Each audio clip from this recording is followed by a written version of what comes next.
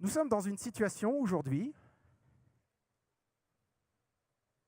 nous sommes là aujourd'hui, nous sommes dans une situation que la Terre n'a jamais connue depuis 800 000 ans au moins.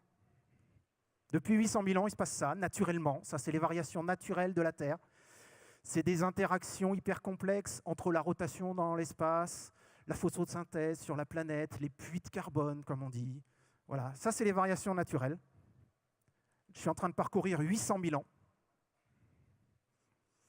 Depuis 200 ans, on est là.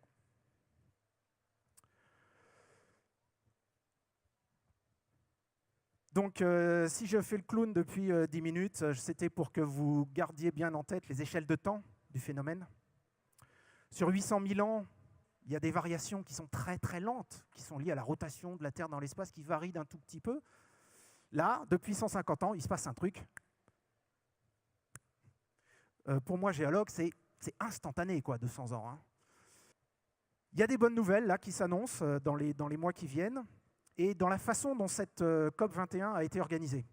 Il a été dit, de manière internationale, que chaque pays doit annoncer sur le premier semestre 2015, maintenant, les objectifs qu'il va se fixer, et il doit venir en décembre à Paris en ayant annoncé à l'avance ses objectifs. Ça paraît débile. Hein. Je viens à une négociation avec des partenaires, j'annonce à l'avance mes objectifs. Ce serait déjà bien d'y arriver, quoi. Hein. Il y a un certain nombre de conférences précédentes qui ont capoté parce que les partis arrivaient les mains dans les poches. Tiens, de quoi on discute aujourd'hui? Là, il y a déjà une bonne démarche qui est mise en place. Avant la conférence, chacun doit annoncer ce qu'il va proposer. Et puis, il y a une autre, la diplomatie française travaille beaucoup en sous-main en ce moment, à essayer de rendre cette conférence un peu positive, un peu optimiste.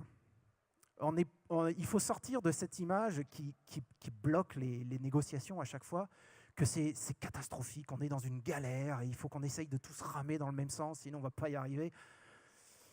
L'idée de la conférence de Paris, que je trouve vraiment très très bonne, c'est de rendre les choses beaucoup plus optimistes et de dire on va y arriver. Combattre le changement climatique, ça peut être une source de richesse, une source de création d'emplois, un renouvellement de nos modèles économiques. Les États-Unis arrivent avec la courbe des émissions par pays. Et ils disent regardez, les Chinois sont très très loin devant tout le monde, à eux de faire les efforts. Nous, on ne bougera pas. Ce à quoi les Chinois répondent de l'autre côté en arrivant avec la courbe des émissions par habitant.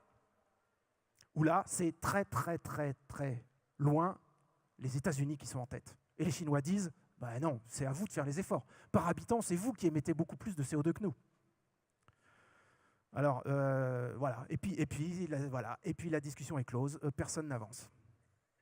Donc on a l'espoir, les diplomates français travaillent énormément avec toutes les parties en ce moment pour que chacun essaye de tomber ce jeu de rôle ridicule et que chacun vienne à la négociation dans un esprit positif et constructif.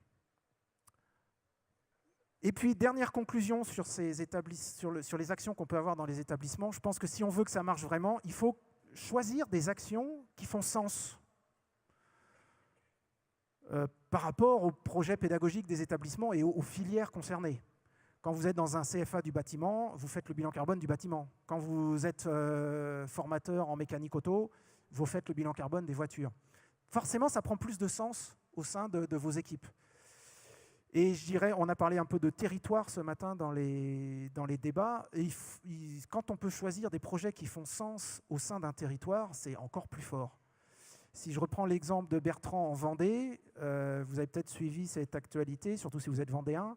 La Vendée est un territoire qui se positionne fortement sur les réseaux intelligents de distribution de l'électricité, les smart grids, comme on dit. Et récemment, la Vendée se positionne aussi comme territoire un peu pilote pour l'installation de bornes de recharge pour les véhicules électriques. Donc former les jeunes apprentis dans les centres de formation en parlant un peu de véhicules électriques, ça fait sens. On y est. Donc moi, c'est ma vision un peu positive des choses. On a l'impression qu'il faut s'attaquer à une montagne. Quand on dit facteur 4, divisé par 4 nos émissions de gaz à effet de serre, on ne va pas y arriver, c'est impossible. On va y arriver, mais ça va prendre peut-être une génération, quoi. Ça va prendre 10, 20, 30 ans. On a des prospectivistes qui essayent de nous dire comment sera l'avenir dans 20, 25 ans. Ça va passer par des actions chez nous, dans notre monde professionnel.